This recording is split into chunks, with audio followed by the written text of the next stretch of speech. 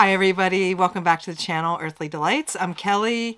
If this is your first time watching, this channel is devoted to all things reselling.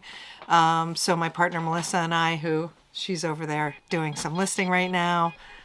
Hi. I lost my train of thought. That's all right. We go to yard sales and estate sales and thrift stores and online auctions and private picks to find items to resell, and we also collect as well, but more on the reselling front. So this is a what sold video, and there's some interesting things that are going out today. Some new things that we've been picking.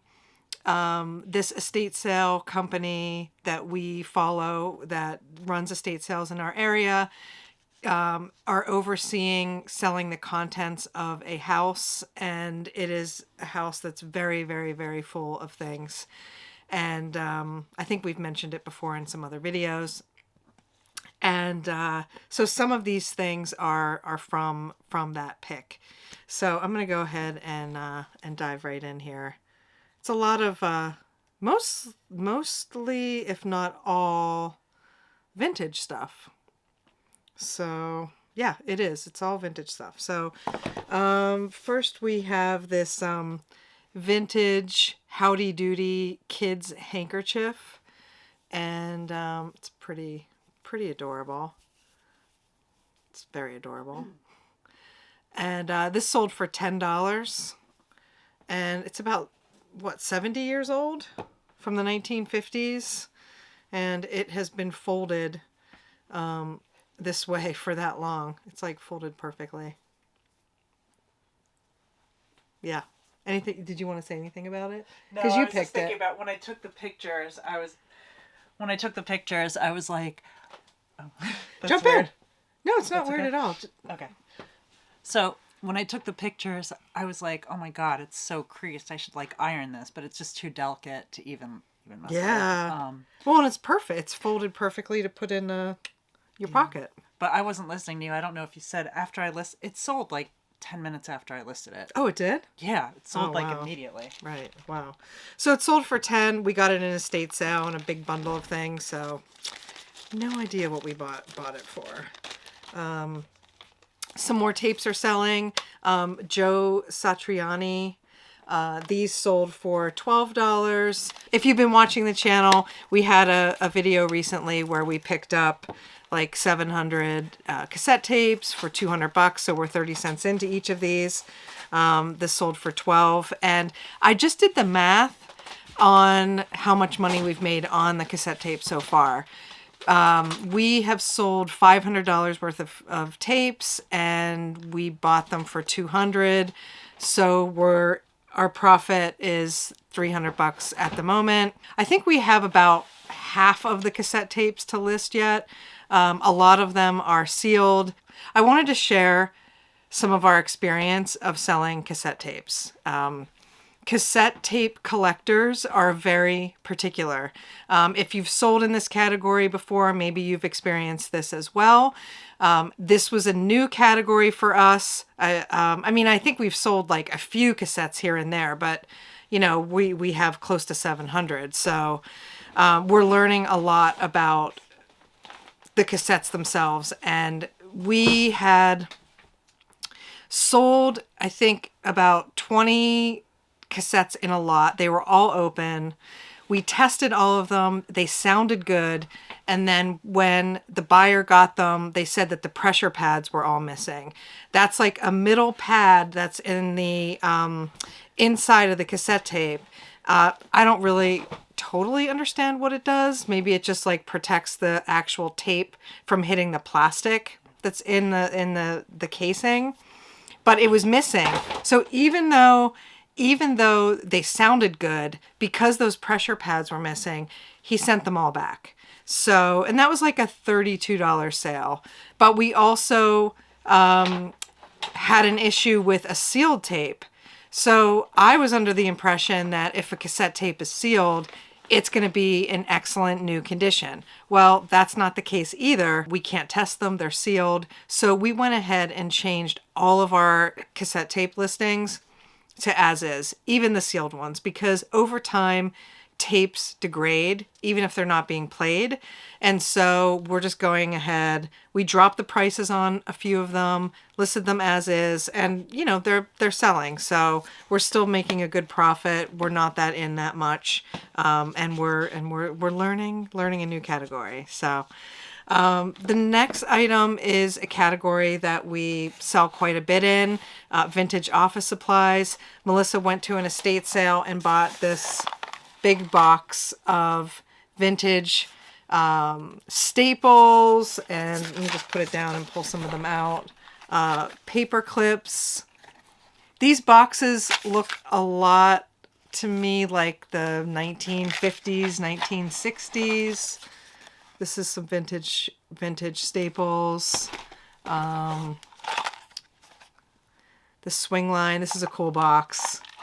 I mean, I feel like people bought this because the boxes are just really, really cool. Really cool. And then there's this as well. Eberhard Faber. We've picked up a number of these in the past. This box is full of pencils that are not this company. Someone just used it as storage. And then we have this box as well. So the boxes are really cool.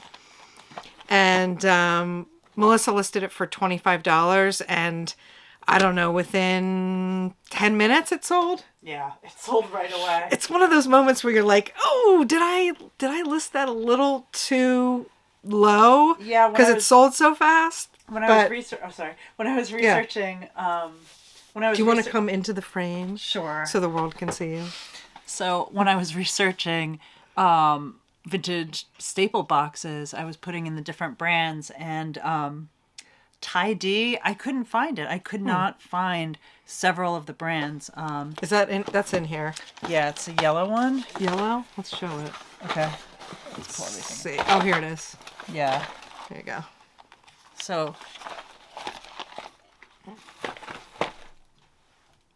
it was it's this box, Ty-D, and I couldn't find it. Oh, and then okay. So also, let me just grab one more thing.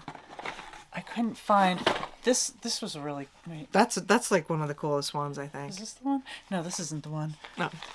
Which is it? It is. It's got to be the one.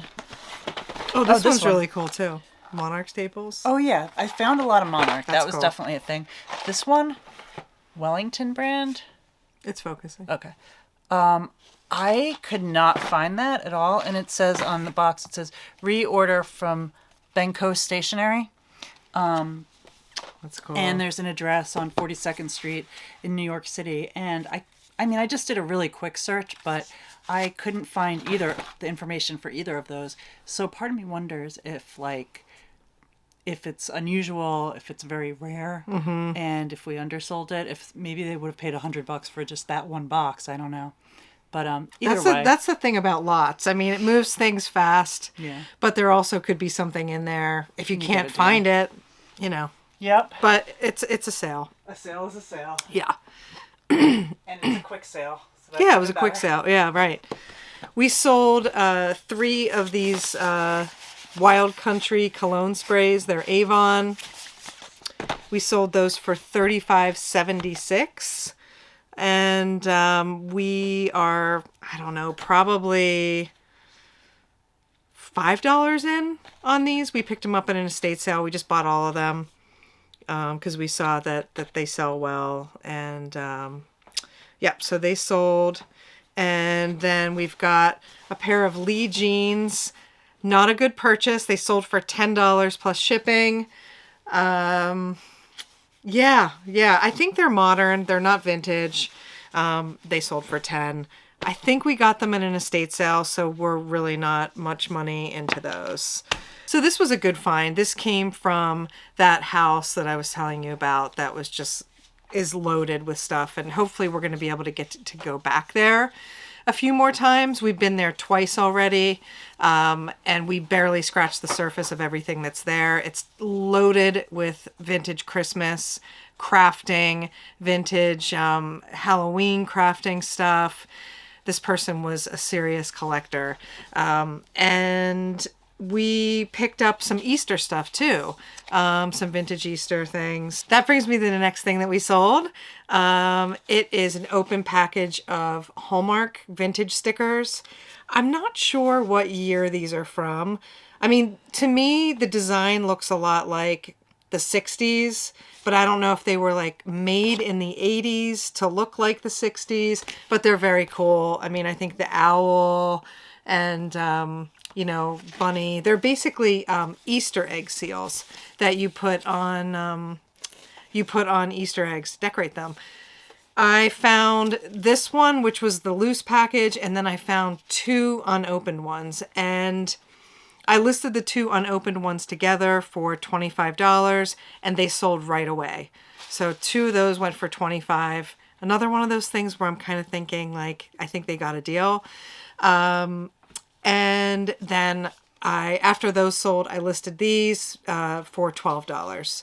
So this was 2 sheets, and the sealed ones had 3 sheets. Another lot of cassette tapes. It's a lot of 12.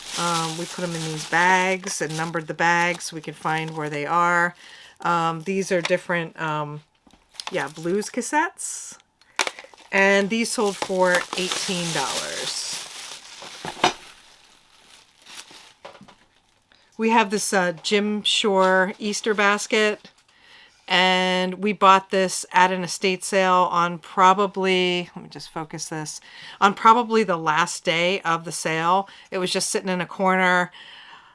Did we even pay $1 for this? I don't think so. It was pretty much like thrown in. We just had like a bunch of stuff, and that sold for $28. We buy some things on Facebook Marketplace. It's very unpredictable. Like, we don't really find that much for reselling. But somebody had bought a bunch of movie posters, music posters, things like that. 90s kind of like dorm posters about like beer drinking and tequila. I mean, they're just like, they're very 1990s. And we bought, I think it was like 150 posters, vintage posters that were sealed. This is a Christina Aguilera poster, and it's sealed. It's from the 90s, and it sold for $35. We are about $5 into each poster. And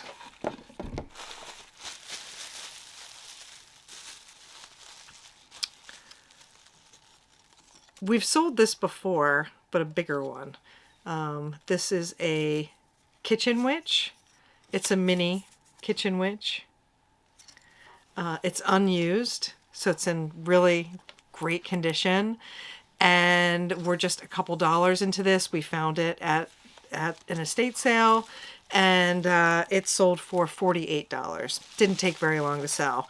These kitchen witches, I would definitely look out for them. They're really cool and very collectible. They do not sit long. So if you're looking for things, I mean, we're always looking for things that like you can buy and, resell quickly, move quickly. That's ideal. And those kitchen witches definitely do well. We bought a bunch of men's clothing, I think over a year ago at an estate sale. And we're not even $1 into this. It was just in a bunch of other things, and it sold for $7.